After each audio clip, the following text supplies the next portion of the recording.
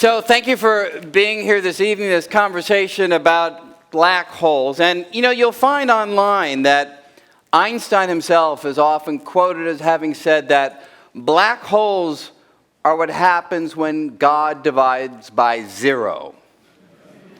He never said that. He couldn't have. The phrase black holes was coined about 10 years after Einstein died. But poetically, that's actually a fairly good way of describing what it is that's going to be the focus here tonight. Because dividing by zero is a very extreme mathematical operation, right? And black holes are a very extreme physical object in the universe. And what we'd like to do here tonight is, of course, start gently, get everybody up to speed, and then take us right to the frontier of understanding these real gargantuan monsters of the universe. Now, to get there are a number of ways that you can think about black holes. But one nice way in to the subject is to think about something that's much more familiar. Thinking about escape velocity. Let me describe what I mean through a couple of sequences here. So imagine that you are on the surface of the Earth. So let's sort of zoom down right to our planet. And we ask ourselves, if we fire a projectile from the surface of the Earth upward, what will happen? And we all pretty much know what will happen, right? So if we take a cannon and we fire a cannonball at a fairly modest speed, it's going to go up, it's going to come back down. If we fire it with a somewhat larger speed, it'll go up higher, but still it'll come back down. But finally, if we launch it with the right speed, it will go up, and it will just barely escape the gravitational pull of the Earth, and it will go off into space. And that speed required for that to happen is what we call escape velocity at the surface of the Earth. Now, what is the escape velocity at the surface of the Earth?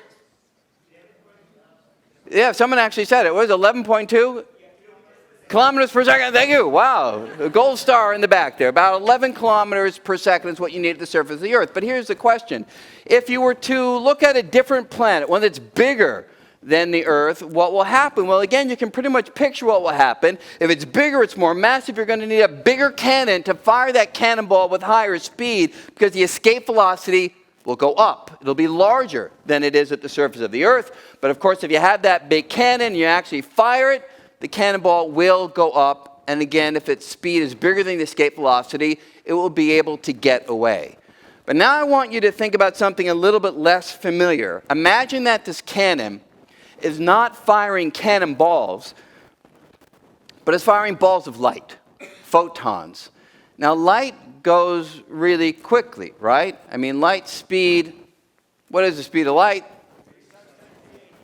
Everybody uses different units, which is nice. 671 million miles per hour, 300 million kilometers per second, right? Meters per second, I should say. So at that high speed, of course, light will easily be able to escape and be able to go off into space. But here's the interesting thought experiment. And this is a thought experiment that goes way back. This is an experiment that this fellow over here, John Mitchell, this is in the 1700s, right? Long time ago. He asked the following question. He said, look, what if you were to imagine looking at, say, a star like the sun? Now, clearly, the escape velocity at the surface of the sun is much less than the speed of light. So certainly, all the light that the sun emits easily gets away. But just as the escape velocity of a planet goes up if you make it bigger, more massive, he asked, well, the same should happen for a star. So let's imagine making the star bigger, where the escape velocity goes up. Now, if it's still less than the speed of light, the light will get away. But he asked, what would happen if you made the star so big that the escape velocity at its surface would be bigger than the speed of light? Right? In that case, he imagined that if you made that gigantically massive star, light could not get away. The escape velocity would be bigger than the speed of light, and if light doesn't get away, the star would go dark. A dark star. Now this is, again, in the 1700s, right? So he is thinking purely in a Newtonian framework. That's the only description of gravity that we had back then. So the natural question is this musing of John Mitchell, right, this theologian, this natural philosopher from the 18th century, does this idea have relevance when you start to think about gravity in the manner that was given to us by this fellow over here, Albert Einstein? Because I think, as we all know, in the early years of the 20th century, Einstein rethought our understanding of gravity, and he gave us the general theory of relativity, in which gravity is now thought of in a completely new way, not the Newtonian description. Gravity is thought of as warps and curves in the fabric of space and time. So Einstein takes this idea, this new way of thinking about gravity. He writes his famous paper on the general theory of relativity. This is in 1915. This paper becomes widely circulated. And indeed, about a year later, 1916, on the Russian front, there's a German astronomer, mathematician named Karl Schwarzschild, and he's out there in the trenches charged with calculating artillery trajectories, and somehow, just by coincidence, what happens is Einstein's paper just kind of goes by. He grabs a hold of it, and he gets so captivated by Einstein's ideas that he forgets about artillery trajectories and starts to calculate with general relativity. And he finds that if you have a spherical body that you crush down to a very small size, according to Einstein's math, the warp in the fabric of space will be so extreme that nothing can pull away. Not even light can pull away. So it's now a modern-day version, if you will, of what John Mitchell had imagined, an object that goes black because light cannot pull away from it. So roughly speaking, it would be as if you had a flashlight near the edge of one of these objects, and when you turn on the light, instead of the light going off into space, the light gets pulled down into the hole, into the black hole. This is the modern-day version of what a black hole would be. Now, the term black hole, it turned out this was coined on 112th Street and Broadway. I'm not joking. At the Goddard Institute of Space Studies on 112th and Broadway, John Wheeler was given a talk, and this way of describing these dark stars came up, and Wheeler pushed this idea. He popularized this, he advanced our understanding of it, but this is where the term black hole comes from. Now, this, of course, is a sort of cartoon version that gets at the basic idea. For those that want to see it a little bit more precisely, here's really what goes on. Near the vicinity of a black hole, and if you don't understand this, it doesn't matter. We can put down a space-time diagram, if you remember from high school. This is where we have time on this vertical axis, and you set off a beam of light that fills out a cone, so-called light cone. And what happens is the geometry of space and time is so distorted by a black hole that beyond what's called the event horizon, the direction of time and space is so twisted that as light propagates, it cannot get out of the edge. It cannot go beyond the event horizon of the black hole, and that's why no light can get out. That's why the black hole is black. Now, natural question is, okay, these are interesting ideas, but how in the world would one of these objects come to be?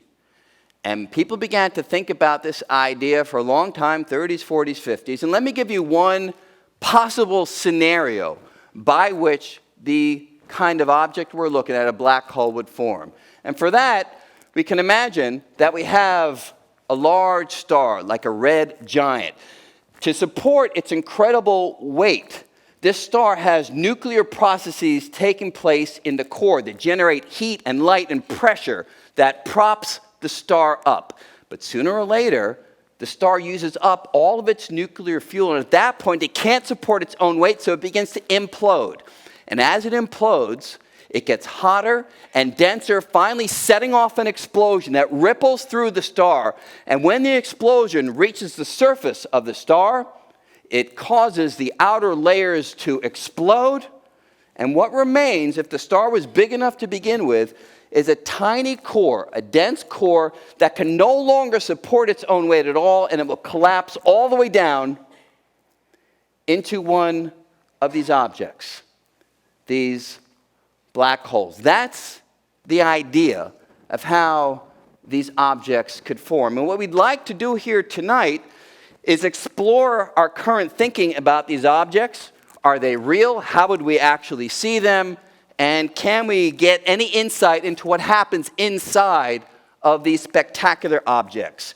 And to do that, we are going to bring out some experts who spent their careers examining these very questions, and let's get to them right now. So our first guest is one of the world's leading experts in observational astrophysics who heads UCLA's Galactic Center Group, best known for her groundbreaking insights on the center of our galaxy. She's the winner of, among other things, the Crawford Prize in Astronomy from the Royal Swedish Academy of Science and a MacArthur Fellow. Please welcome Andrea Ghez.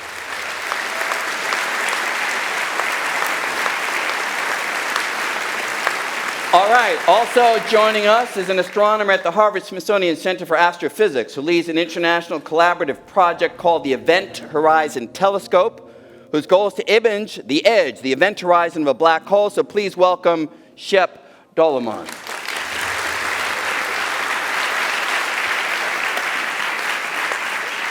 All right, so thank you both for joining us here tonight. Let me just begin with sort of one general question.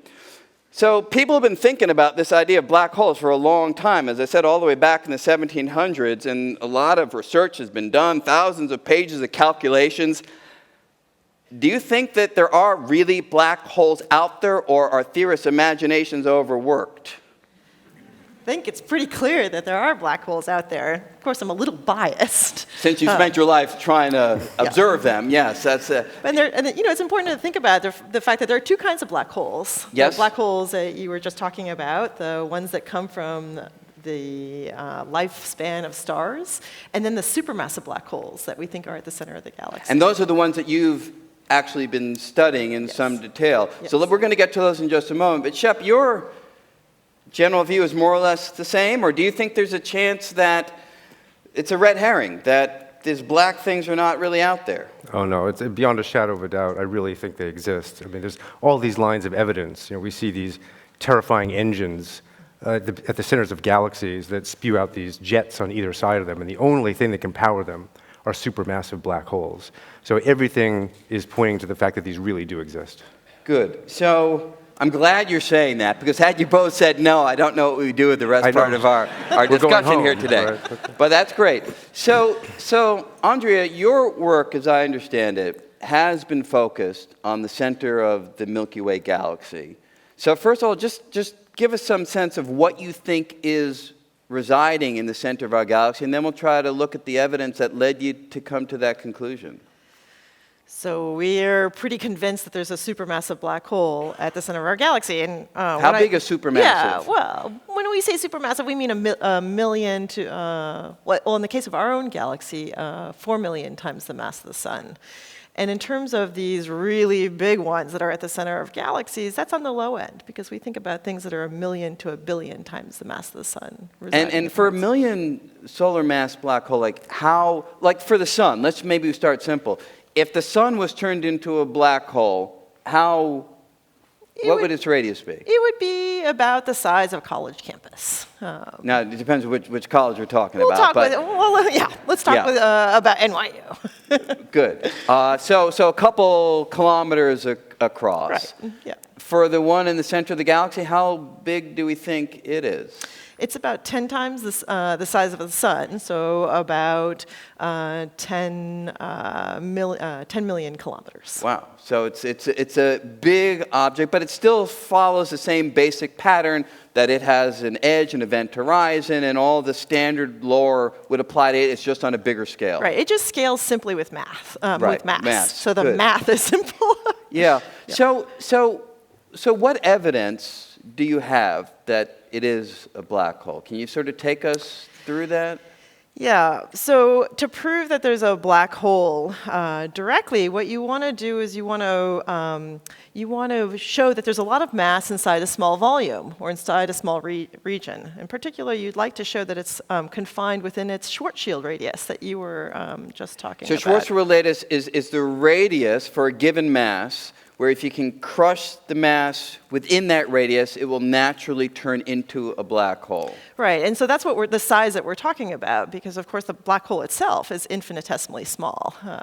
So this isn't the abstract size, and so our job... To just clarify that, so when you say that you're talking about when the black hole forms, the matter crushes down to a small size. Yeah, so the idea of the Schwarzschild radius is that no light can escape it, as we were just talking about. But it's also true that once you get the mass to that scale, gravity will overcome all other known forces, and there's nothing that can stop the collapse of the object. So from a scientific point of view, once you've shown that a mass is within its Schwarzschild radius, you have come up with the proof of a black hole. So from the point of view of somebody who's hunting for black holes, your job is to show that there's some amount of mass inside a small volume. So the way we've approached it at the center of the galaxy is to look for the stars that are at the heart of the galaxy and to develop techniques that allow us to not only see the stars that are that close, but that allow us to observe how they go around the center. So if you want to find the center of the galaxy, you can look up in the night sky and find the constellation of Sagittarius. It's the teapot, and the teapot pours into the center of the galaxy. Is that right? That's your roadmap. So convenient. So convenient. And if you look up at the night sky, not in, of course, New York, but in a place that you can actually see the night sky, you can see the Milky Way. And the Milky Way is that band of white light that comes from the stars, but there's also a lack of light, which is from all the dust. So you can't actually see the center of the galaxy at wavelengths that your eye detects. So a key to the work that we've done is to use infrared technology. So looking at light that is just longward of what your eye detects, maybe where a TV remote control works. Yep. And that allows us to see the stars that are at the center of the galaxy. And what have you found? And we've found that they go, well, one, that we can see them, which is rather amazing, and that they go around the center of the galaxy quite fast. So my favorite star in the galaxy, its name is SO2, goes around every... What's its name again? SO2. Okay. It probably needs a better name. Yeah, it's real catchy. Yeah. So if you have a better name... We'll leave it to the audience to figure that out.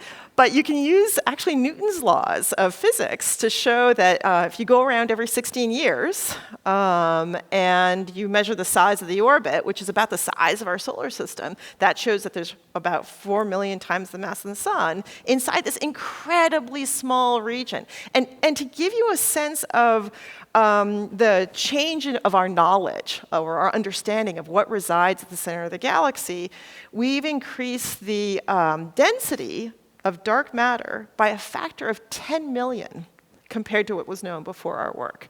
So in a sense, we've advanced the case for the existence of supermassive black holes by that amount. I mean, think about anything in your life that you'd like more of and being able to get 10 million times more of. Right. And that's what's happened at the center of the galaxy. Right, so the basic argument, as I understand it, is you're tracking these stars, and their motion can only be explained if there is a black hole of that mass residing in the center of the galaxy. You're basically weighing what's at the center. So is this actual data This here? is data. This is the real thing. So we've looked at two versions of it. One is the flat version, which was playing just a moment ago, and it showed my favorite star. And this is actually a bigger view of the data that we've taken over the last, and I can't believe I'm saying this, 25 years. Have you been involved with it? Maybe I shouldn't ask. Oh yeah, this is my Have you been since the beginning? This is my baby. It is. Oh yeah. So in fact, it's interesting to reflect back because when I first proposed this experiment, when I first got my job at UCLA, I thought I had a good idea. It was actually turned down. They said the technique wouldn't work, and even if it did, we wouldn't see stars, and even if we saw stars, we wouldn't see them move. So it was a lot of no's. Right. And in fact, we were asking to do a project that was only 3 years long, just to see that stars were moving moving fast. No one anticipated that they would move so fast. How fast is fast, just to give a sense? Like 3 million miles an hour. So they're hauling, and it's kind it's rather remarkable that we can measure something on a human timescale. And so as this project has gone on, and maybe we can talk a little later about how, what it takes, the technology has changed so much that it's enabled us to do more and more sophisticated kinds of work. So this three-dimensional animation actually shows the kinds of stars that we see at the center of the galaxy, and almost every single prediction for what we should see near the black hole is inconsistent with the observations. What does that mean? That means it's job security. So you're trying to figure it out. Yeah. But it's not inconsistent yet with, say, the general relativistic prediction. No, so there's both the physics side of this work, where you're trying to ask physics questions like, do supermassive black holes exist? How does gravity work near a supermassive black hole? So where we are today is that we can or at least in my opinion, we can definitively say that the supermassive black hole exists, and then where we are, actually we are so in the middle of this. Can we test Einstein's theory of general relativity? And that is what you're doing now, if I understand. Like, we're in actually a special time at this very moment, right? Yes, we're in such a special moment. I can't believe I'm actually sitting here as opposed to being in Hawaii, where we take all our data. Well, thank you for taking the time away, but tell us what's going on. So the reason I'm so excited, and we've been preparing for this for years. So, we've been doing this for there's no chance you're going to miss like this special moment by being here? Well, fortunately, I have grad students who are good, on the case. So we've been using the Keck telescopes, which are pictured here, for 25 years. And watching the star that goes around every 16 years. And if you want to test Einstein's theory of general relativity near a supermassive black hole with these stars, what you have to do is first make your first go around. That gives you a baseline of what part of space these stars are probing. And that's 16 years right there. That's 16 years right there. Okay. I can date my various moments in my life around the star. And then what you want to do is you want to catch it the next time it goes through closest approach. And that next time was the year 2018. So I've been thinking 2018 or bust for a number of years. So we're in it. We're in the season. And for us, there really is a season, because the Earth goes around the sun. So, and because we're looking at infrared light, you're going to hear from Shep, there are different kinds of light. So Shep doesn't care about the sun. I care about the sun. I care about the sun. I care about the sun. I'm a sun worshiper. Because the Earth goes around the sun, there's only a part of the year that we can see the center of the galaxy at infrared wavelengths. So for me, we can see it from roughly March to roughly October. So there was the beginning of the season. And through these roughly 6 months, this star is experiencing incredible accelerations and is experiencing the most extreme forms of gravity as it makes its closest approach. So actually, there are 3 key moments. One that happened April 10th. One that happened roughly last week, and one that's happening in September that are going to nail down this experiment. So it's an exciting moment for us, and to see the signal emerge from the data, it's just a treat to be a scientist. So if I understand correctly, so you actually have a prediction based on the general theory of relativity of what the trajectory should be. Well, here we have to be a little bit careful, because there's a series of kinds of experiments that there's a series of tests of gravity. One is how the light from the star makes it from the star to us. In other words, how it escapes the curvature of space-time. Yep. That's actually the first thing that we're getting at this summer. Uh-huh. The next thing is then how the object itself moves through space-time, which is actually should emerge over the next few years. So again, and if you keep going, and of course that's what we want to do, you can actually measure the spin of the black hole. So this experiment just keeps getting better. Right, and it's particularly interesting, I gather, because most people think that Einstein's general relativity has been confirmed, but is that the right way of thinking about it? Well, it's one of the, gravity is one of the four fundamental forces, but oddly enough, it's the least tested of those forces. So it's been tested in some regimes, but it's never been tested near a supermassive black hole. And in some sense, a supermassive black hole, or black holes in general, represent the breakdown of this theory. So what you want to do is you want to get as close as possible to that point where you actually know that theory is no longer holding up. And I think we have today all sorts of pieces of evidence that says this theory is fraying at the edges. So we just push that frontier forward by a large amount in a direction that hasn't been explored before. So in principle, you could find the first concrete evidence that we need to go beyond Einstein's ideas to really describe what's going on. I mean, the best of all worlds, that would be the outcome of 16 plus years of observation. Well, the best outcome is actually just figuring out what's really happening near the black hole, whatever it is. Yeah. Spectacular. So, Shep, you're also in the business of looking at black holes. There's no business like black hole business. No business like black hole business. And so you're going about it a different way. So we're hearing about infrared light as the probe being used to in Andrea's work. You're using what? Radio signals. Yeah, we're using radio waves. It turns out that black holes, in a paradox of their own gravity, are some of the brightest things in the sky, right? And that's because of a very simple construct. All the gas and dust is trying to get into a very small region. So it heats up to hundreds of billions of degrees around Sagittarius A star, the supermassive black hole in the center of our galaxy. And it radiates in infrared, that Andrea looks at, and also radio waves, even a little bit in X-rays. So if you want to look at a black hole, you can come at it from many, many different angles. Now, critical to both of what you're saying is you're not really looking at the black hole. You're looking at its effect on its environment, right? Yeah, so you can't actually see it, per se. Exactly. What happens in the black hole stays in the black hole. Yeah. Let's just get that out of the way right now. But what we do is we tease around the edges, right? So in that cannonball analogy you had before, light was leaving the black hole, but it also orbits around the black hole. Just think about that for a minute. Light orbits something, right? And it goes around in a circle. And Einstein, 100 years ago, when he came up with this general theory of relativity, those equations show that you should see this silhouette of light around the black hole, and that's because of these light orbits around.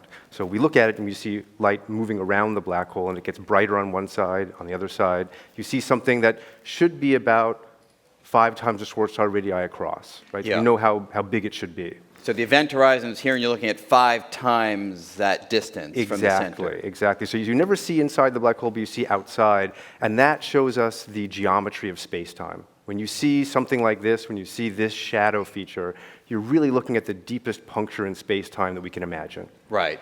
And the question now, is this what you guys, I mean, can you share with us what you guys have seen? This is the Event Horizon Telescope, I gather, that you're talking about. Right. So the question is, if you wanted to zoom in by orders of many, many thousands and see what was happening right at the edge of a black hole, you'd have to go way beyond where Andrea sees her stars and go much closer. And those stars are about 1,000 times farther out than this silhouette that you're seeing here. Right. And if we could measure the size of this silhouette and the shape, we'd test Einstein's theory of gravity right at the edge of the black hole. Right? But how are you doing that? Is it a handful of radio telescopes, I gather? Yeah, so to see something this small, these are the smallest objects in the known universe, right? Black holes are tiny. And to see them, you need magnifying power. And as it is with all telescopes, the bigger the telescope, the more magnifying power you have. Now, we can't make one huge telescope that sees radio waves. What we do is we install atomic clocks at multiple radio dishes around the world. We record data, and then we play it back at a central facility, and we create a virtual telescope as big as the Earth ourselves. As big as the Earth itself. These are some of the people who work at these various places. How many teams are there? Well, we have 8 geographic locations right now, and we're going to 9 and then 10 the year after next. And when you stitch together all of these telescopes, you wind up getting a virtual dish that's the size of the Earth. That is exactly tuned, it turns out, to image the supermassive black hole in the center of our galaxy. And we've just taken some of the first data from this Event Horizon telescope 1 year ago, and we're crunching on the data now. And what have you found? I can't tell you. Oh, come on! No, so it turns out that if you really want to make one of these images, it takes a long time to calibrate the data. It's all about the details. A lot of people think that we just turn this telescope on and we'll see something immediately, but it's, we're nerds at heart, right? Yeah. And we just love to get to the telescopes and find all these details.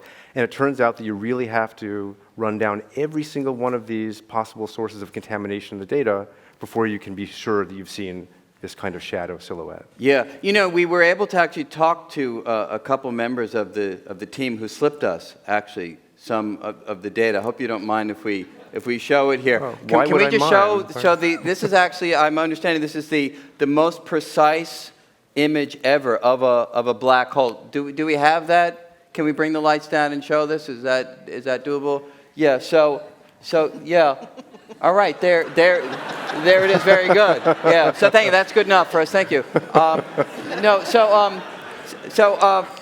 You looked real nervous there for a second, man. Yeah. Boom, boom, boom. Yeah. So when will you be releasing? I saw an article just a couple of days ago, which is kind of a teaser, it seemed like, for a release of data that's coming up.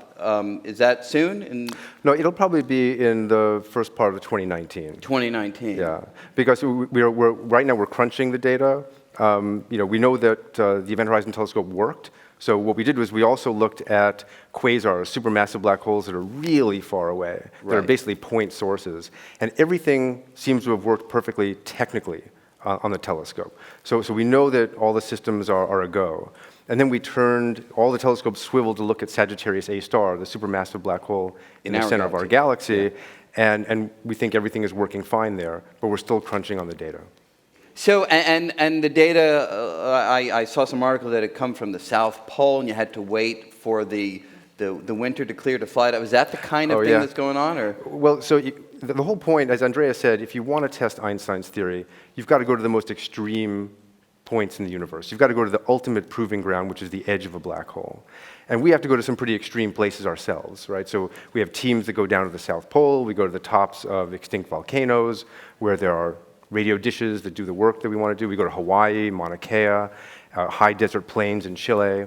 And you go up to these sites, and it's really a bit of a labor of love, because all of these teams go there, they work their hearts out, they capture data.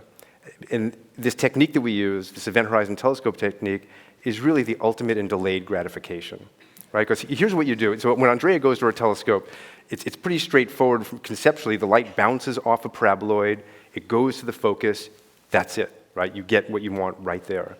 What happens with us is the light hits one of our dishes, it's stored through high-speed instrumentation that we've built over the last decade on hard disks, the same kind of hard disks that you would get in your computer. And they stay there until they're brought back on an airplane, because nothing beats the bandwidth of a 747 filled with disk drives. Right. Nothing, okay? Even when I'm walking down the hallway with two of these disks, I'm beating the fastest internet in the world, okay? And we bring them back together, and the operation in this supercomputer that we use is equivalent to light bouncing off of a perfectly shaped parabola joining in coherence.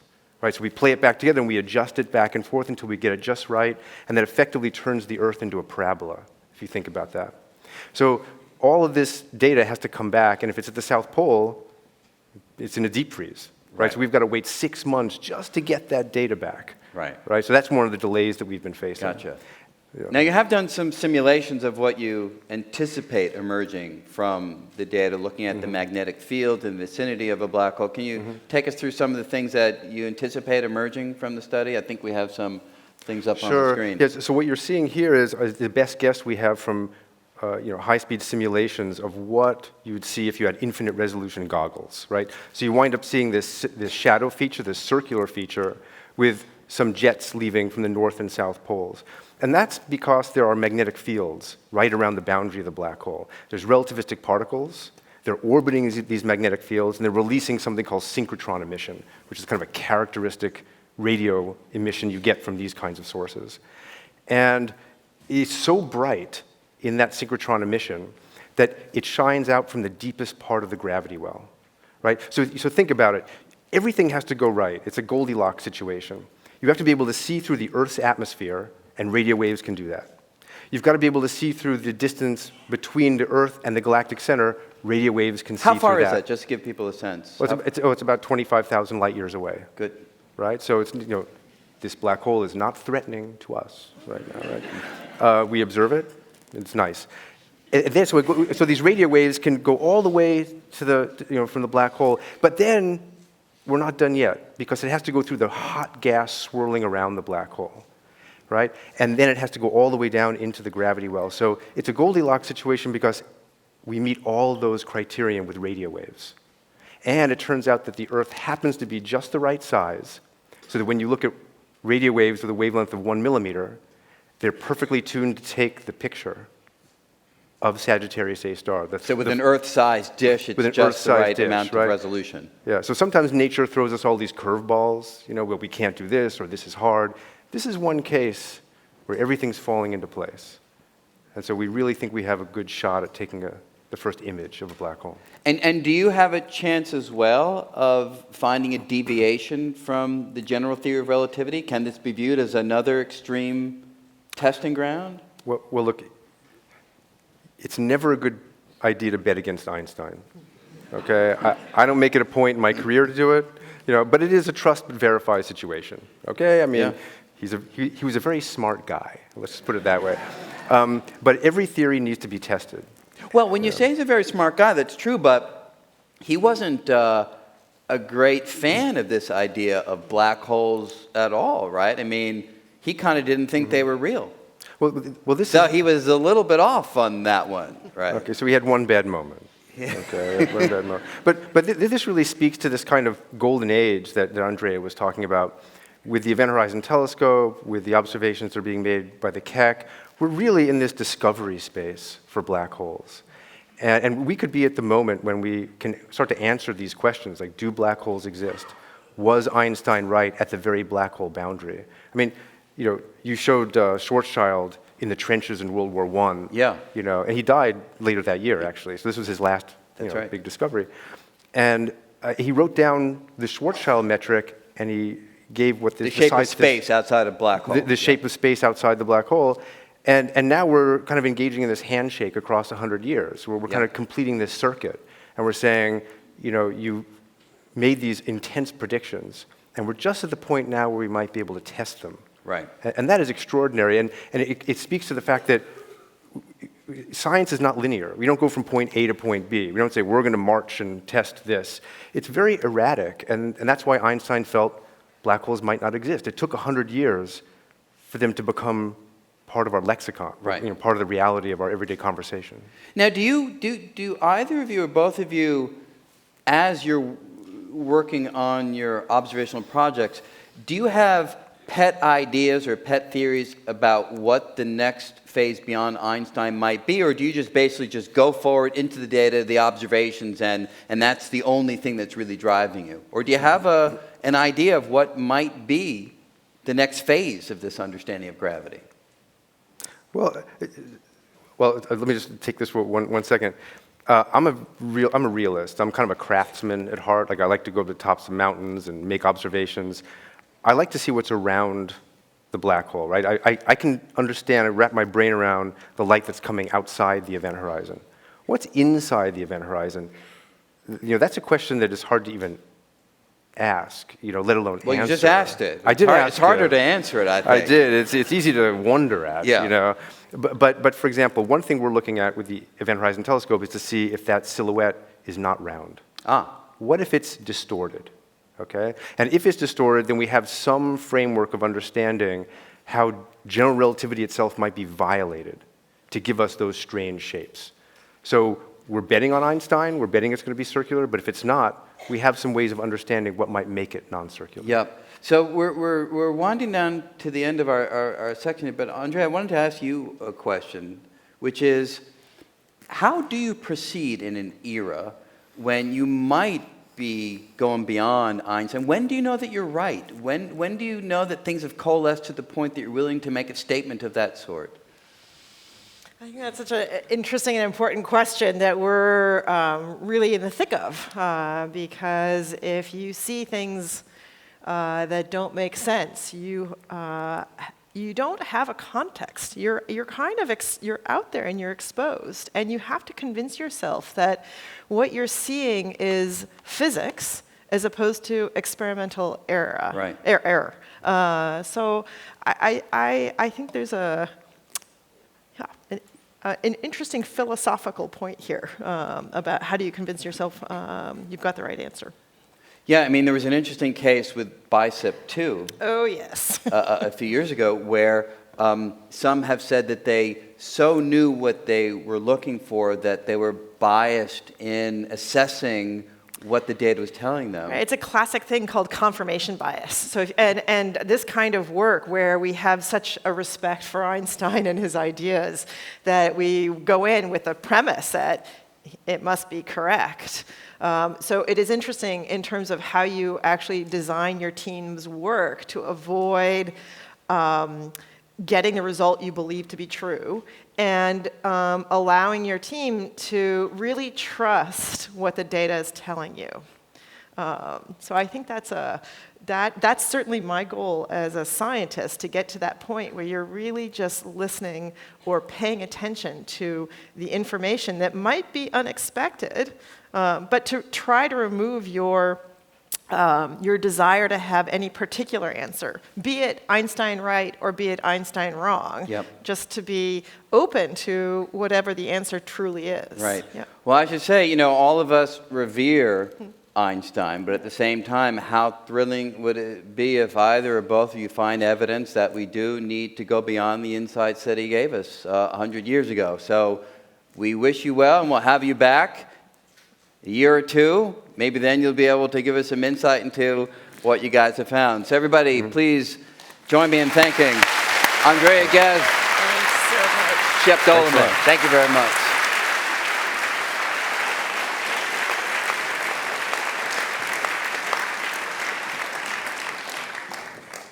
In 1916, this is a year after Einstein wrote his paper on the general theory of relativity, Einstein continued to think about the theoretical ideas, and he wrote a paper, which we have here, where he was thinking about the possibility that if space and time can warp and curve, then it might be the case that space and time can also ripple, right? The image to have in mind is, think of a trampoline, right? A trampoline, you put something heavy in the middle, it has a nice curvature to it. But if you have kids that are jumping all around on the trampoline, the shape doesn't stay nice and static, it ripples, it vibrates. So he was wondering whether it might be the case that space itself might be able to undergo these kinds of ripples, these kinds of vibrations. And this would be known as a gravitational wave. Now, interestingly, he wrote a first paper in 1916. In 1918, he corrected an error in the 1916 paper, and he continued to struggle with whether or not he actually believed that gravitational waves were a prediction of the general theory of relativity. And he worked on this by himself. He worked on it with collaborators, Nathan Rosen being one of them. And a couple years after this paper, where they expressed some confidence that gravitational waves were real, Rosen writes another paper where he basically says that he thinks they're all just a mathematical artifact.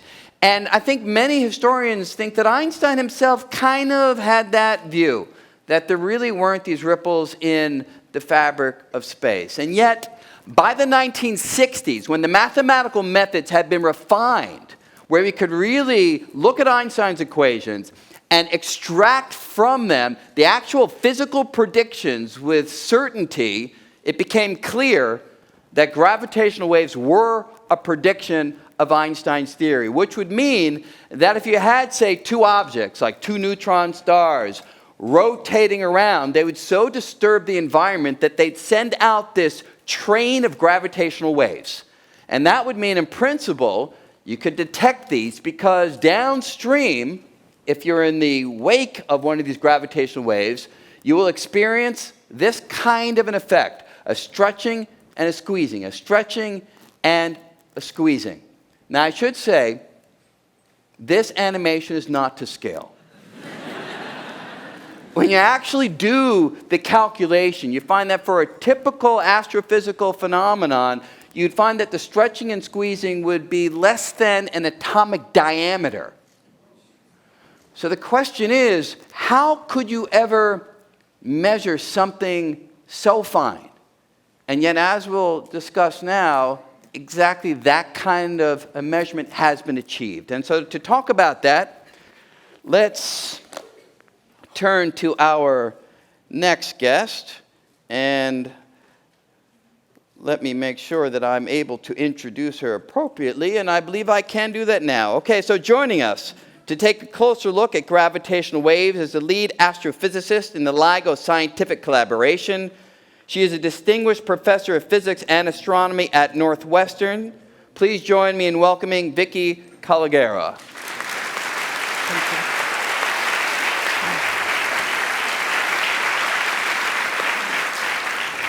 So thank you for being here. Thank you. And we'd like to get some insight into how gravitational waves have been detected, and LIGO is the facility. So what does LIGO stand for? LIGO is a double acronym, actually. It stands for Laser Interferometer Gravitational Wave Observatory, and laser itself is an acronym. So it's a double acronym. And what's that acronym? Oh, I didn't think I was going to ask you that. Laser is such ingrained in my head, I don't remember the full acronym right now. I think it's light amplification by stimulated emission of radiation, but I'm not sure. Good, Brian. I'm not sure. All right, so what are we looking at here? This was not rehearsed at all, right? Yes. Okay, so here's our detector. Here's our telescope, our gravitational wave telescope. It's a new type of telescope. It doesn't look like your traditional telescope, does it? So it has this corner station where you can see it there. Can we run that again? Yeah, thank you. Yes, and then it has these tubes, and it's like tubes of a regular telescope, except these are on the ground, and there are two of them. And from the corner station, we shoot down lasers at right angle, and they travel down these 4-kilometer tubes, vacuum tubes, and they reach the end, they bounce off mirrors, and they come back. And we study the light, the laser light that comes together, and through the interference pattern of the laser light, we can tell whether the mirrors at the end of those arms are being shaken in this squeeze and stretch motion that gravitational waves are supposed to affect space and time, but space is what we can think about easier. And you can actually measure shaking by atomic distances with this kind of device? Yes, in fact, it's even smaller than that. It's smaller than 1,000th of the nucleus on the scale of the 4 kilometers. It's the most accurate measurement we have ever achieved, humans have ever achieved, anywhere in any field of science or engineering. Now, how do you know that the shaking is a gravitational wave and not someone just kicking the equipment or something? There's a lot of shaking going on everywhere. And that was the reason why we didn't just build one of these detectors. We built two detectors, one in Louisiana State and one in Washington, really far away from one another. Because if the shaking is happening and it's affecting the one detector, and it's and it is Earth-based, then it's very hard to reproduce the exact kind of shaking, the exact kind of squeezing and stretching, and have it happen in two different locations, independent locations, so far away. So having coincidence, as we call it, at the same time with exactly the same squeezing and stretching pattern, it was extremely important. So we really needed to be able to claim such an unprecedented claim that we detected gravitational waves. It was really important to have observations of the exact same signal at the same time in two different independent locations. And this first happened. This was the first achieved in 2015. 2015, which got the world September completely. 14. Well, the world didn't know on September 14, 2015. Some of us did. Some of us did.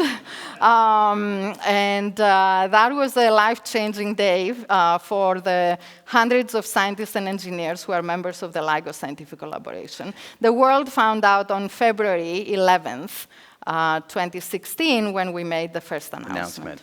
And so what was found? So what was found is that basically two black holes, one in orbit around the other, were disturbing space-time, not very close to us, not at the center of our galaxy, but actually over 1 billion light years away at some other galaxy. And the two black holes were coming together because of the emission of gravitational waves. They were disturbing space-time around them, generating these ripples that you talked about earlier. And these ripples were traveling for over 1 billion years at the speed of light. And on September 14, they came, approached the Earth from the south. They hit our Louisiana detector first, and about 7 milliseconds later, they hit our Washington state detector second. And that's what you expected, because that's how long it would take light to travel that distance. Exactly. So there has to be a finite delay, because, of course, gravitational waves, just like light, doesn't travel instantaneously. It takes time. So the two black holes, as they were coming together in their orbit, losing energy because of gravitational wave emission, at the end they merged, like in this other movie as well. They merged, and I'll explain the sound in a minute, because it's not self-explanatory, I should say. Yeah, not really. Not everybody gets it. Well, I did a version of this on Stephen Colbert's show, and his interpretation is God Bugs Bunny. That's how he interprets That's that. his interpretation. Yeah. I should say Stephen Colbert is a Northwestern undergraduate. Well, look at that. I've met Stephen, and we have talked about the gravitational wave discovery. So the two black holes are coming together, and eventually they have nowhere to go. They're coming, and they're basically physically touching, except there is no actual surface. There is no hard surface. Right. There is that imaginary surface where light can't escape. And the two black holes merge into a single bigger black hole. They form a single black hole, and then that single bigger black hole settles, and the disturbance stops, and the gravitational wave signal stops. So it's a finite transient signal. There is this whole turmoil in space-time, and by the time you form the single black hole, the whole thing ends. Now, we talk about the actual signature as shaking these devices in Washington and Louisiana by less than an atomic diameter. Yes. But what was that signal like when the black holes actually collided way out there 1 billion light years away? I don't have that particular number for you, but it does scale as 1 over the distance. So if we take 1.3 for that first detection, if we take 1.3 billion light years away, it was that many times bigger when it was generated. So I'm calculating. Yes. So that would be about 50 times the energy output of every star in the observable universe, if I did my calculation. By energy. Yes. You're quick. I'm very quick.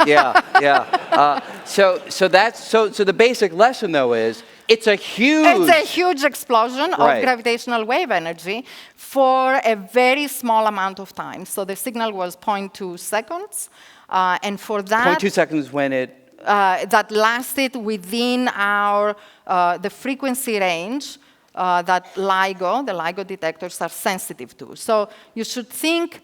You heard about electromagnetic waves, and they come in different frequencies. Optical is the optical frequency range, infrared, radio waves, etc.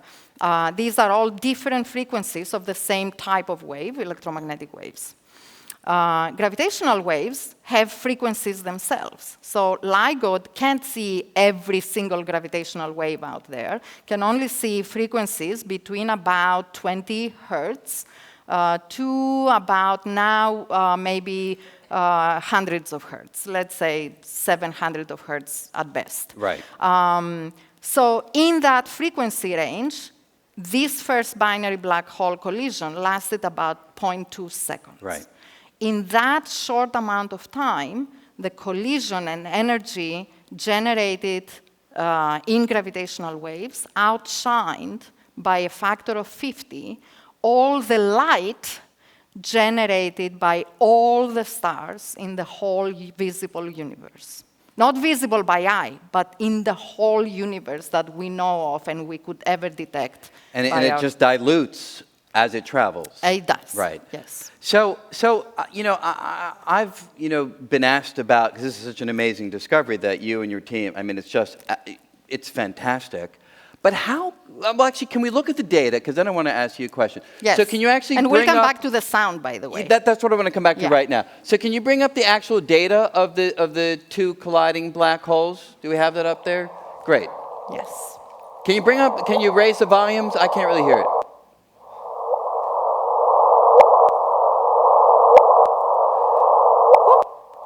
So that's the tiny signature that you're talking about. That's the tiny signature. So you can just hold it up there if you would. So here's my... There's a few things to talk Good, about. please go ahead. Well, my general question is, how can that little tiny window of data give you so much insight into what the source was? Yeah.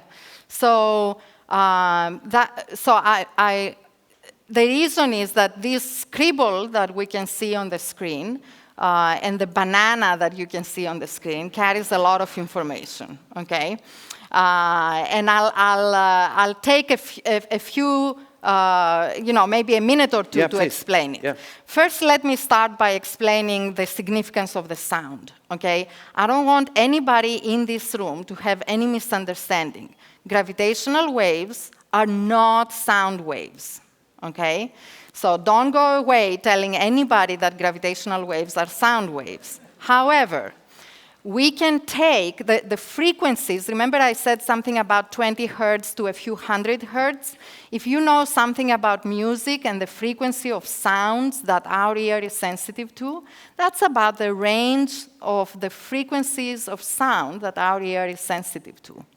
So we can take the gravitational wave frequencies and pretend it's a sound. It's not a sound, but pretend it's a sound, and convert it into sound, and say, what would the gravitational wave sound like if it were a sound? And this is what it sounds like. It sounds like a bird's chirp, whoop, which is not quite what you heard, but that's how it came out of my mouth. But can I ask you one question on that? One question on that. So it's laudable to be clear on that, but just to also be clear, if our eardrums were able to vibrate via the gravitational wave influence, if, then that is what we would hear. Kind of if. Okay. There is one distinction, if I may, that... It's not a transverse wave? Exactly. Okay. So sound waves are transverse waves, so the oscillation is along the direction of propagation. Gravitational waves and electromagnetic waves oscillate perpendicular to the direction of propagation. Okay? Right. And that kind of it's important for how it affects our eardrum. Physiology. Yeah, exactly. Good. Okay, so if we go back to the image up there, the oscillation that we measure, how the mirrors at the end of that L-shaped telescope are being displaced, are basically recorded by the scribble we can see at the bottom of each banana. The two graphs are what we measured at the two different detectors. Hanford in Washington, Livingston in Louisiana. So we had, the signal was detected independently in the two detectors at the same time with only a slight time delay, as I said. And what you see in the signal, the real data is the scribble. So we see that the oscillation of the mirrors increased as time progressed. The duration, the axis under that scribble is not shown, but the duration is those 0.2 seconds. The amplitude went up, as you can see, and eventually, I'm sorry, I'm following my vision, but I should, it's in your direction, it's this way, it went up, and then it went down and petered off. That's when the two black holes came together, formed a stable black hole, and then there were no more gravitational waves. All right, so that's one thing. The amplitude went up. The sound you hear becomes louder before it dies off. The second thing is that the peaks of each oscillation come closer and closer together. That means the frequency of the oscillation is increasing, and that's the pitch of the sound is becoming higher and higher. So that's the chirp. Great. So that's what we call a gravitational wave chirp. The banana you see is another way of representing the exact same phenomenon. The banana gets brighter. That's the amplitude of the stretching becomes stronger and stronger.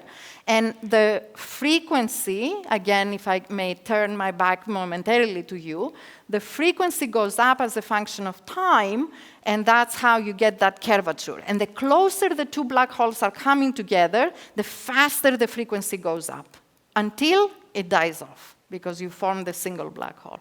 Right. All right. Now I'm going to finish by coming back to your initial question. What we measure is the amplitude of the wave, the frequency of the wave, and the fact that that frequency of the gravitational wave is changing as a function of time.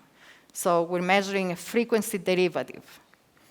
These three pieces of information are encoding the masses of the two black holes and how far away this system was. So that's how, by studying that progression, that scribble as I call it, and comparing it to templates we have from Einstein's theory of general relativity. Tell us about those. What are the templates?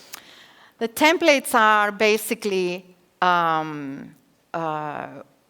if we take Einstein's theory of general relativity and ask ourselves if two black holes are at some distance and we follow space-time and we solve with general relativity equations the change in space-time as the two black holes are moving, as the egg beater is messing up space-time around them, we can calculate what is the amplitude, the frequency, and the frequency evolution with time of the gravitational waves being produced. Calculate with computers. So supercomputers, in fact, because this calculation, this simulation is very, very hard, tough to do, and you need supercomputers to do it, and some of these simulations may run even for months at a time. But we, the royal we, this is actually not my own personal work, but relativists have been able to do these simulations for about a little over 10 years now. So we can create templates of these kinds of signals, and when we correlate them with our data from the detector, we can then find the best fitting template that then tells us that that particular signal came from a pair of black holes that is that far away, and the masses in this particular case was about 20 or 30 solar masses, plus or minus. Of course, there's always errors in every measurement we make. So that was 2015, 2016. So there have been discoveries since. Can you give us a sense of what's been going on the last couple of years? Yes, so since that first one that shook our world, and honestly, it shook humanity, if I may say, because we, on that day of the announcement, we were media people at all the universities did the count, not ourselves. But on that one day, we were on front covers, more than 900 newspaper front covers across the whole world. Almost as much as Trump. Okay. Yeah. So then after that, up until now, we have announced another 5 or so more collisions of black holes that we have detected in our data. And a third gravitational wave detector in Italy has joined operations. So now there's more confirmation of more of these events, independent confirmation. And now we're discovering a population of binary black holes in the universe. Now, you've also gone beyond black holes. Exactly. Yeah. And that has made, again, that's sort of the second most significant detection, which is 2 neutron stars. Quickly tell us what a neutron star is. Yes, and I'm gonna tell you what a neutron star is, and have you all in New York look at the Chicago skyline, since Northwestern is in Chicago. So, so this is to scale, unlike his movie. So this is the Chicago skyline. So a big city, about 10 miles across. And the shadow you see hanging above the Chicago skyline is the edge of a neutron star, to scale. Now, a neutron star is the death remnant of a star that may be 10 times the mass of a sun, will end up forming when it runs out of nuclear fuel. So it will form, it will be about, the death remnant will be about 1.5 times the mass of the sun, and it will be about as big as a big city downtown. Okay, that's roughly the scale. You can imagine how big the circle is. Thankfully, no neutron star is hanging above Chicago as we speak, or above New York City. But that gives you some sense. So our second biggest discovery, which reached us on August 17, 2017, so we're approaching the 1-year anniversary soon. That was right around the eclipse. And that was another memorable day, of course, for many of us. So it was just a few days before the eclipse. Now, it used to be that the big event of that month was going to be the eclipse. And if this had not happened, I would remember the date of the eclipse. But right now, I forgot the date of the eclipse. August 21, I think. Thank you. Yeah. Because what I remember is August 17th. Yeah. So 2 neutron stars came together in a similar fashion. The 2 neutron stars came together, and we got another banana, except this time we had 3 detectors. So you see again Hanford, Livingston, and we had the Italian detector operating as well. And we saw the 2 bananas in the 2 detectors. The scale, you see the signal duration is much longer. It's no longer just a fraction of a second. What you see on the screen is about 30 seconds. Wow. But actually, in our data, this is what you see visually here. But in our data, we extracted, the signal lasted 140 seconds, so a couple of minutes, so really long signal, which tells us that the masses that came together in this death spiral were actually much smaller. Right. So about 1.5 solar mass. As opposed to 30 or so. As opposed to 30.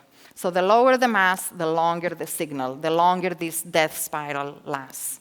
Now, the third detector doesn't show a banana, partly because the third detector is not as sensitive, and partly because it was at a very special location on the sky that the third detector didn't have good visibility, let's say. And then spectacular things happened after the collision of the 2 neutron stars. Unlike 2 black holes, which come together in peace, form a single black hole, and nothing else happens after that, 2 neutron stars actually give us a whole set of fireworks in electromagnetic waves. So you could actually not only see them in gravitational waves, you can see them. Yes, you can see them in light, in Right. real light. And that started a whole other type of astronomy, multi-messenger astronomy. Multi-messenger meaning 2 types of waves came out of the same source, gravitational waves and electromagnetic waves. And what have people learned from the neutron star collision? There's a lot of talk about new ways of thinking about nuclear astrophysics. Yes, so we learned a couple of different things. So first of all, We learned things from this multi-messenger character of the source. So one thing is that the first thing we saw in electromagnetic waves was a gamma ray signal. This is the highest frequency electromagnetic waves we can detect. And we knew gamma ray, short bursts of gamma rays existed. We had detected them for many years, since the late 60s. And we had hypothesized that maybe mergers of neutron stars were responsible for them, but we had no proof. The proof came from the gravitational waves, because only in the gravitational waves we can measure masses.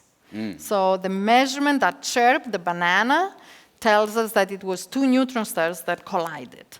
So we've associated with, for the first time, we had proof that two neutron stars collide can give you a gamma ray burst. So that multi-messenger combination proved the origin of short gamma ray bursts are due to neutron star collisions. That was one big discovery. Yes. Yep. The second was that the two neutron stars came together, and as the neutrons collided, they actually formed the heaviest elements we know on Earth. So elements like gold and platinum, a lot heavier than iron. We, of course, know they exist. We have them on our planet. We have them, on our rings and earrings or whatever. I lost my wedding ring, so I used to have one of those. Does your wife know? She does. Okay. It's a bit of a sore point, but let's move on. Okay. Yeah. So we know they exist, but actually, astrophysically or physically, we didn't know for sure how they are formed. They are not formed in the centers of stars. That we knew, and through nuclear reactions. So a hypothesis was maybe they're formed in neutron star collisions. With this one event from August 17th, we got experimental proof through the electromagnetic waves and gravitational waves telling us two neutron stars collided. We have now proof that gold was formed at this one event. Right. And therefore, we solved that mystery as well. That's fantastic. Congratulations. Well, I take credit, not just myself, but there is a whole collaboration of hundreds of scientists. Absolutely. Yes. So we're reaching the end of our segment, but there's one other question, or maybe 1.5 questions. So have you received any data that doesn't fit the templates? Or more generally, how can you imagine testing Einstein's general relativity in this extreme environment using gravitational waves? We always try to test Einstein. Yep. Okay. We pushed that frontier. He made, his theory must break down at some point, because it involves the singularity at the center of the black hole, and we don't like singularities. That's where the math just breaks down. Exactly. Yeah. That's where the division by zero Right. doesn't make sense. So somewhere, general relativity has to break down. With gravitational wave observations, we are observing black holes moving at half the speed of light, 60% of the speed of light. This is the strongest regime of gravity we have ever probed with anything. Nothing else has probed that regime. So, so far we have not seen anything in the gravitational wave data that disagrees with general relativity, but we keep pushing that frontier, and maybe one day we'll see something. So Right. It's always at the back of our minds. And would you say that sort of would be the culmination of this enterprise to push the understanding of gravity to the next place? The physicist in me might say that. So that's always something we try to keep testing that theory. The astrophysicist in me wants to know about these black holes and neutron stars. How do they form? Right. What's their masses? How can nature form these pairs of black holes and neutron stars in such high numbers that we see so many of them? Right. So this is what we're after on the astrophysics side. Well, good luck with all those fantastically interesting projects. And everybody, please join me in thanking Vicky Thank you. Kalogera. Thank you. Thank you, Brian. Thank you. Take care. Fantastic.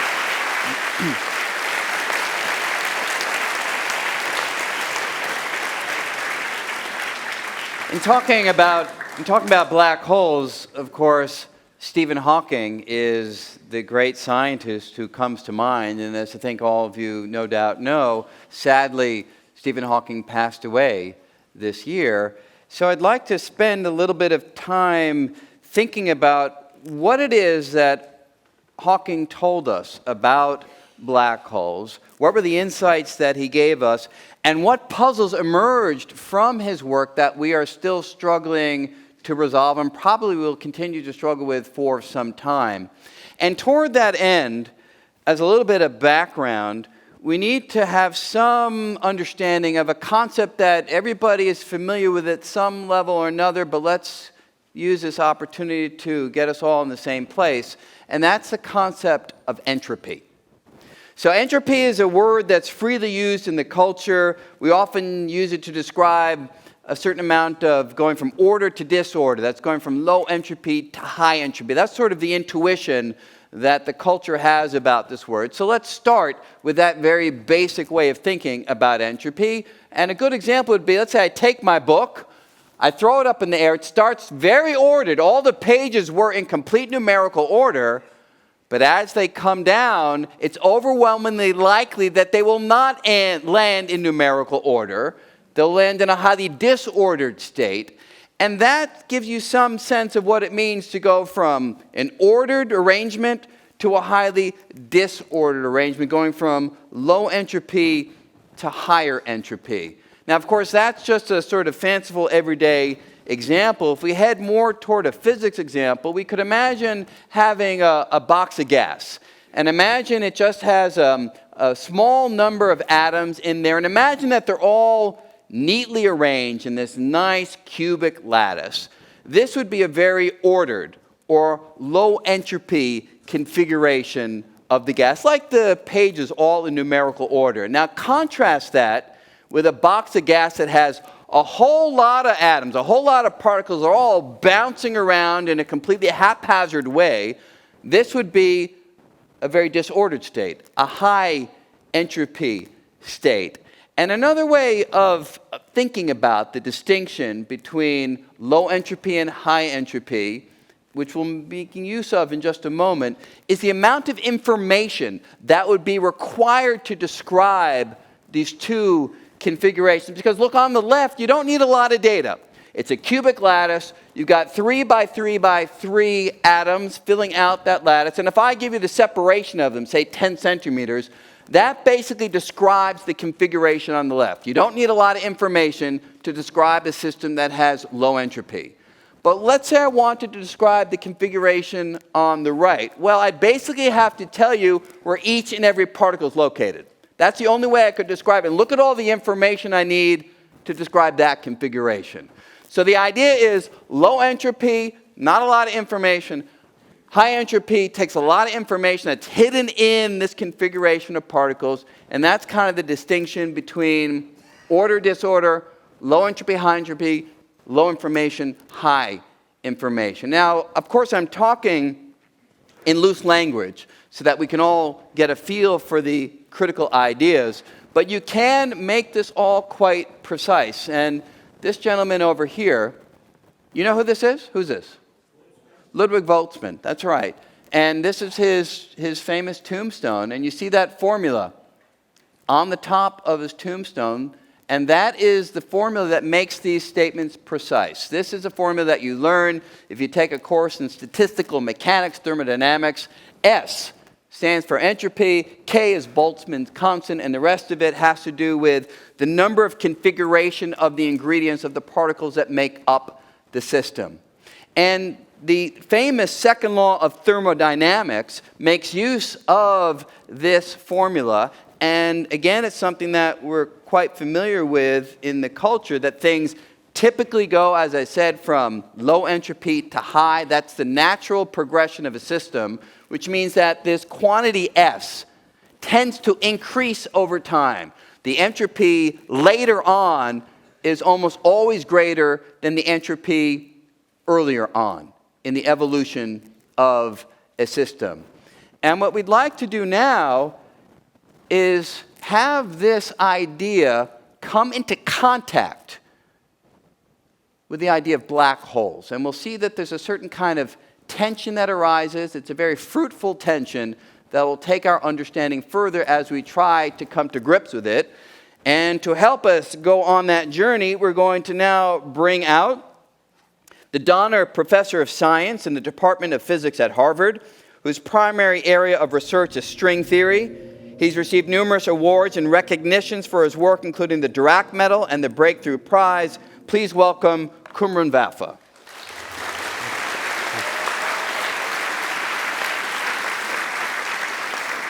Now, I should say that I have known this gentleman for over 30 years.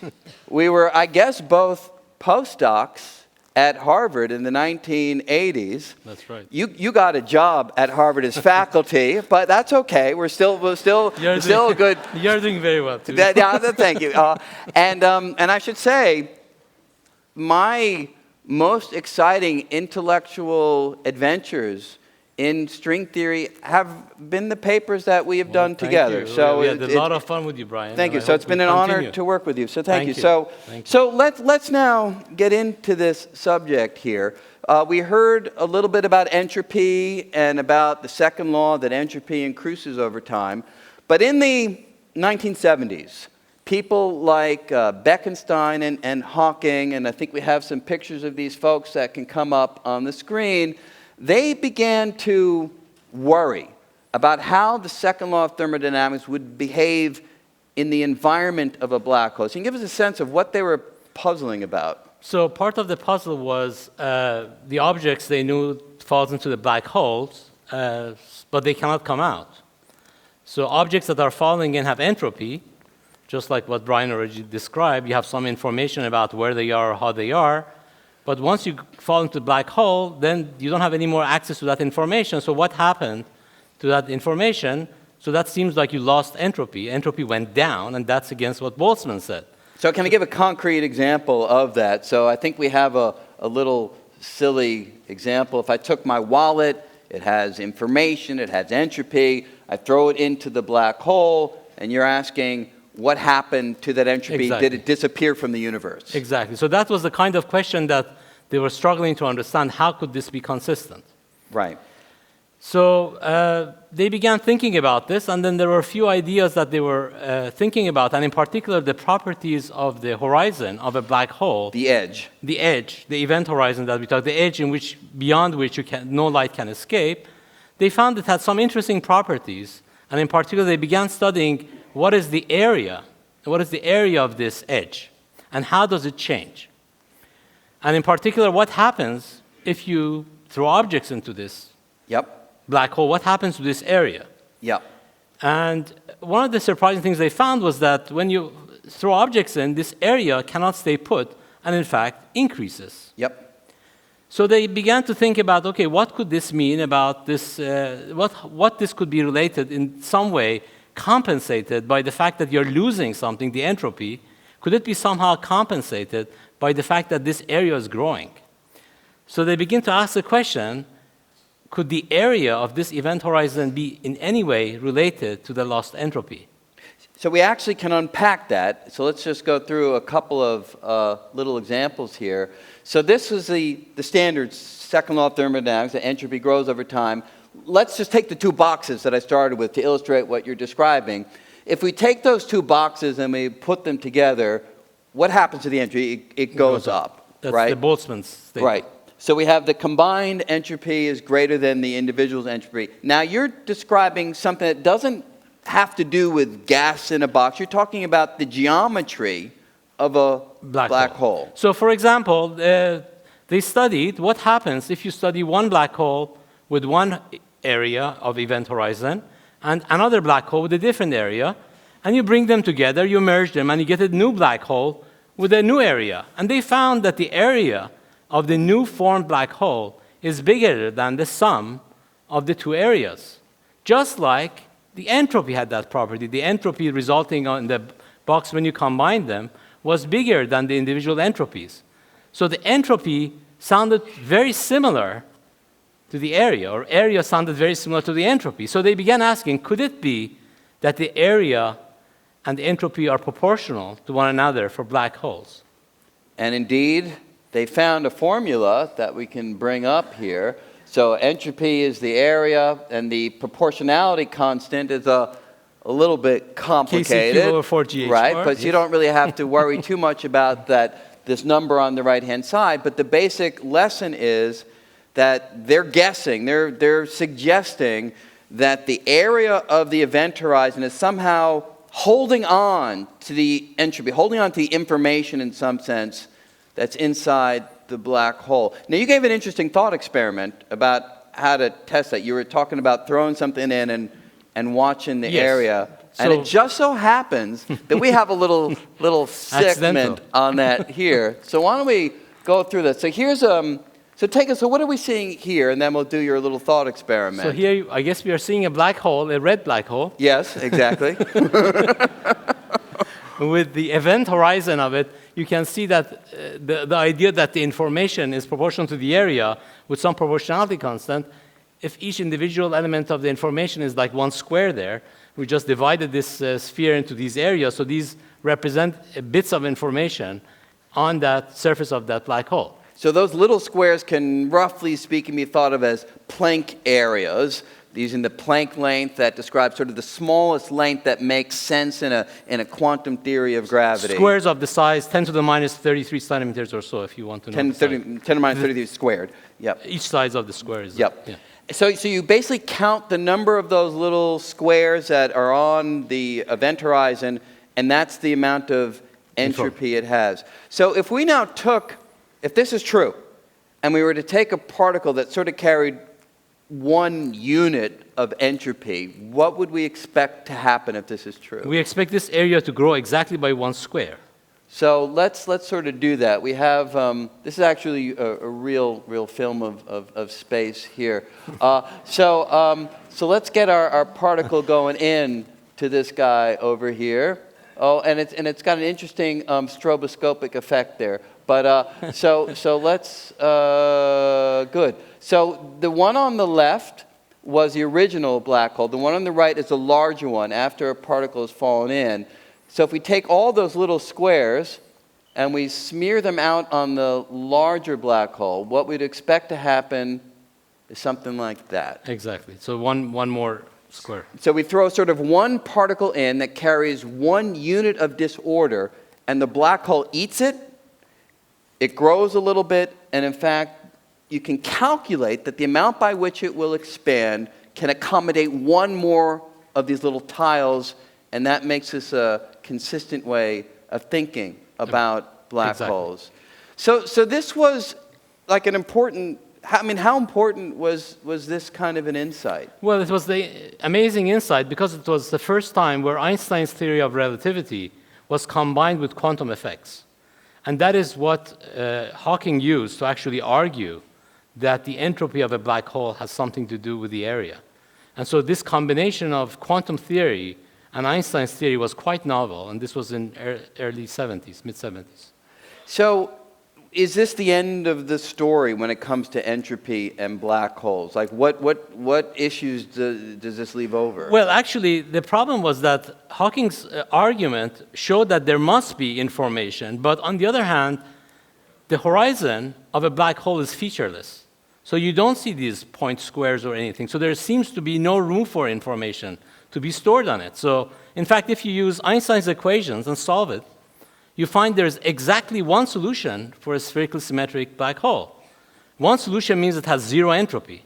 It's exactly ordered state. There's no choice. 1 piece of information. 1 piece of information. And that is inconsistent with what Hawking found when he combined Einstein's theory with quantum mechanics, where he found a huge amount of information. And the question is, where is this huge amount of information stored? Is it the shape of the horizon, or is it what aspect of black hole encodes the microscopic structure of the black hole? That was open when Hawking discovered this fact. So for Hawking's idea to work, let's just go back to my little example of sort of throwing the wallet in. So in that little example, I threw the wallet in, we said, where did the information go? So the new idea, if it's true, would be I take my wallet and I throw it in, and rather than it like disappearing, The idea, roughly speaking, would be the information that is in my wallet, the configuration of all the atoms and molecules, it goes toward the black hole. And we want it to be the case that information kind of like smears itself out on the outside and is encoded in sort of bits, ones and zeros. That's the picture. That's the picture. And in That's the principle, picture. were this true, I could actually extract that information in principle and use it to rebuild anything that fell in. In this case, it would be my wallet. So that's the idea. That's if the information is not lost and information is there. That's what we would expect. Right. Yes. That's the hope. And the puzzle is that actually... Is that actually true? And how do you actually see this information? Or where is it stored? Or how do you account for the microstates of the black hole or the entropy of the black hole? And that's where you come in. Well, me and my colleagues in string theory began studying these questions more seriously with the advent of duality symmetries in string theory. So first string theory, can you say a few words on string theory? I should say a few words about string theory. So string theory is a framework where we believe combines Einstein's theory of relativity with quantum theory in a consistent framework. And as part of it, it demands that the entities making up the matter are not just point particles, but entities like strings or membranes or extended objects have to play a key role. And so that's one aspect of string theory. So here's a little, if you want to take us through, this is just a little example of what string theory might look like. So you got a piece of matter, and we're going to dive into it, and then you're saying that if we go sufficiently deep... So if you go to the beginning inside, you'll see the atoms first, and inside the atoms you see the nucleus, and the nucleus you see, well, here I guess the protons and neutrons, I'm assuming. And you go inside them, you see the quarks. And once you see the quarks, you can go inside them, and if you zoom in a little further, you might see actually that these featureless quarks that you think are point particle actually are tiny strings, vibrating strings of some sort. And that's the kind of a picture that we expect to be true in the context of string theory, that point particles are point-like because we are not zoomed in sufficiently close to them. And if you zoom in enough, they will have features like strings. How big would those? We don't know exactly, but it could be like 10 to the minus 30 centimeters, somewhat close to the Planck scale that we discussed already in the context of the areas of the horizon of the black hole. So that's the basic feature of string theory, but as one of the aspects of string theory that was originally one of the negative features was that string theory predicted that the spatial dimension of the universe is not 3. And that was manifestly in contradiction with the fact that we think we live in 3 spatial dimensions. We have 3 spatial dimensions. String theory seemed to demand that we have 9 spatial dimensions. And so this was a contradiction originally, and physicists thought, how could this possibly work? And one resolution was, these 6 extra dimensions that we have are so tiny, like little circles at every point in space. Let's imagine 6 circles at each point, 6 types of circles, which are so tiny that you cannot see. So the idea would be the macroscopic dimensions are only 3. The big ones are 3, but the tiny ones are 6. And the tiny ones are hard to see unless you really zoom in, and that's difficult to do with the energies that's available to us in our experiments today. So actually, I don't know if you guys can grab it, but there is a little video that we had tacked on there with the skyscrapers. If you can bring that up to show this idea of extra dimensions, great. If you can't get to it, then that's okay too. But the idea would be that you've got these big dimensions that we know about, these extra dimensions, and then how do you relate this to this idea of black holes? So this was actually a negative feature for string theory. So string theorists were kind of struggling. Yeah, we have these 6 extra dimensions. It's a little embarrassing. It's tiny. You don't see them. And then other people said, sure, yes. So this was the state of the art till mid-90s, where we didn't know what to do with these extra dimensions. They were there just to make the theory consistent, and we were hiding it away in tiny little things. And then came the question about the black holes, and the black hole had the opposite problem. The problem with the black hole was we were missing information of the black holes. Where were they? What were that information? It turned out that these 2 problems canceled each other out. And so the problem that was where are the ingredients or the degrees of freedom that constitutes black hole ended up in the internal tiny spatial things that I was talking about. So extra dimensions were helpful in finding the resolution, and perhaps we can see the... Yeah, so can we actually skip the next one and go one beyond where we can see the, perfect, thank you. So as you can see here, the red donut-shaped object there is to represent these tiny internal dimensions, and the blue sheet that you see represents the macroscopic, 3 macroscopic dimensions. And so the idea there is that if you take a string or a membrane or one of these extended objects and wrap it around the cycles on these external tiny spaces, like a torus or like a circle or donut or whatnot shape you have, it will create a mass at the point where you're wrapping around that circle. And the more it wraps around, the more mass is going to be constituting there, and the more it's going to shape and distort the geometry of space around it. And if it's enough of it, it's going to create this warped space, which is what we call the black hole. So the black hole itself can be viewed as these strings or membranes wrapped around these extra cycles of this tiny space. And so then if the question is, what accounts for the degrees of freedom of the black hole, these are precisely these strings or membranes wrapped around these extra dimensions. How many are there? How many degrees of freedom are there? What are the entropy? Gets translated to how many ways these extra strings or membranes can wrap around these extra dimensions, and there are many ways. And that accounted for the entropy of the black hole. So with Andy Strominger and I did actually a computation of how much entropy is there in these wrappings of these strings around these internal dimensions of string theory, and we found exact match with the prediction that Bekenstein and Hawking had made about the entropy of these black holes. So just to quickly unpack a little bit, so basically you found a new way of describing black holes in string theory, which makes use of the extra curled up dimensions, the red part of this image that we find here. And you're saying that by wrapping these strings or ingredients of string theory around the extra dimensions, you can create a warping in space that looks just like the black hole that we've been talking about for many years before string theory even was on anybody's mind. But in this description, you can do a direct count of the amount of information necessary to describe the situation, and bang on, it matches what Hawking said. Yes. So this gives us insight into one possible way of describing the internal structure of a black hole, which in many ways I think the community views as one of the most important pieces of data that string theory may be going in the right direction. We don't have experimental support for these ideas, but here's a mathematical piece of experimental support, if you will, that it matches ideas that have been on the table for 25, 30 years. So this isn't a key step forward.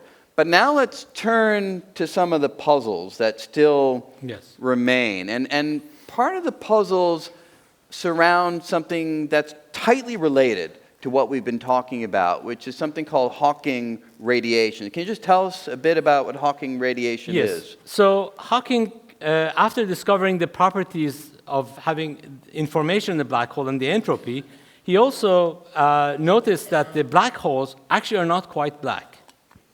And what happens is that if we go to the next, PowerPoint, so if you go near to the next one, if you would. If you go near the event horizon of the black hole, so what happens is that you get pairs of particles created out of vacuum. These are quantum fluctuations.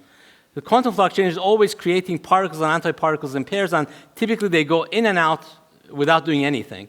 But if they are near the event horizon, one of them perchance could go towards the inside of the black hole, and then one of them could go outside. And the one which goes inside has no way of getting out, so it's stuck there. But the one going outside can leave and go far away from it, all the way to infinity. And that looks like a radiation from the viewpoint of somebody outside. So in other words, from the viewpoint of somebody outside, the black hole is actually radiating energy. As it radiates energy, it loses mass, and it shrinks and shrinks and shrinks, until after a while, the black hole totally disappears, where there's no more energy left to emit. So once the black hole disappears, the question is, what happens to all that information that went into the black hole? what happened to that area I was talking about? Where is that information gone? So this was a question that Hawking basically posed, and this was probably the slide previous to this one. Yeah, we can go back, if you would, 2 slides, if you would. So if you saw that 2 slides ago, Actually, a little further back. Sorry, 2 was the wrong number. Go back to the quote of Hawking, if you would. So he had this amazing quote. Perhaps you recall the discussion between Einstein and Bohr, that Einstein did not like the probabilistic aspect of quantum mechanics, and so he said, God does not play dice. And Niels Bohr responded by saying to Einstein, stop telling God what to do. And Hawking added his own wrinkle on this. He said, well, what happens if you throw a dice inside a black hole? And the black hole, after a while, disappears, and with it disappears the dice. So, and then he said, not only does God throw dice, he sometimes throws them where they cannot be seen. And then you made a little cake for him. So if yeah, I'm not we had mistaken. the lucky occasion of having Stephen Hawking as our guest at our home a couple of years ago when he was visiting Harvard, and we made a cake in the form of a black hole with the dice, and the book, his famous book, which is actually made of, is a cake, and it's actually gluten-free because he was allergic. So Stephen had his cake and he could eat it too. Very nice. So in that picture, you see that there are two dice hanging there, floating towards the black hole, and it's going in. And that's the issue of the information puzzle. You lose the information of what is the dice roll, and that's what's called the information puzzle, because if the dice rolls some number and the black hole evaporates and disappears, with it disappears the information about what the roll of the dice was, and that's called the information puzzle, which we still are struggling to understand even today. Now, most people in the field for a long time have anticipated that somehow the information does get out with that radiation that we saw coming off of the black hole. Now, for a while, Stephen Hawking said that the information would not come out. I mean, that quote was quite serious. He was saying that we have to rethink quantum mechanics because the information does not come back out. He then changed his mind on that. Yes. So part of the reason for this is the discovery of a more detailed version of what is called holography. In other words, this began with the work already back in the long time ago, but it became more precise with the work of Juan Maldacena, where it was discovered that you can describe a gravitational system precisely using objects which are much simpler to understand. And in particular, in that system, you could prove mathematically rigorously there's no way you can lose information.